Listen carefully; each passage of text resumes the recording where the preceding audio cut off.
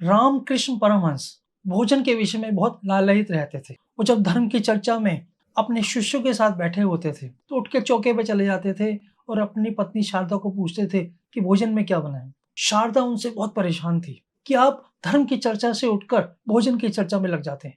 आपके शिष्य आपके पीछे बहुत तरह की बातें करते होंगे। लेकिन रामकृष्ण परमहंस हंस के रह जाते थे। अक्सर वो ऐसा करते थे। एक बार उन्होंने फिर जाके चौके में शारदा से पूछा, भोजन क्या बना है?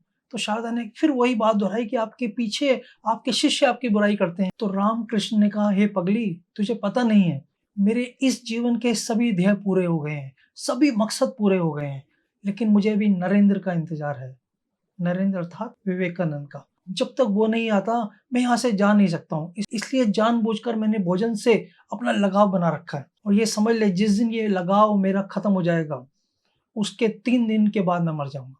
कुछ समय बाद नरेंद्र आए। उन्होंने नरेंद्र को शिक्षा देने के लिए, ज्ञान देने के लिए बहुत कोशिश करते रहे, लेकिन विवेकानंद उतनी आसानी से नहीं समझ पा रहे थे। रामकृष्ण परमहंस ने विवेकानंद के आज्ञा चक्र के ऊपर अपने पैर का अंगूठा रख दिया और अपनी पूरी नॉलेज, पूरा ज्ञान विवेकानंद को शक्तिपात कर दिया, यानी कि ट्रांसफर कर दिया। ऐसी घटना उससे पहले भी नहीं घटी थी, उसके बाद भी आज तक नहीं घटी। विवेकानंद पूरा ज्ञान ले चुके थे। अब रामकृष्ण परमहंस के वापस जाने का समय था। शारदा भोजन लेके आई तो विवेकानंद ने मुंह दूसरी तरफ कर लिया और शारदा को ये याद आ गया कि इन्होंने कहा था कि जिस दिन भोजन के प्रति मेरा इंटरेस्ट खत्म हो जाए, मैं उसको देख के मुंह मोड़ लूं, उसके 3 दिन बाद मैं मर जाऊंगा।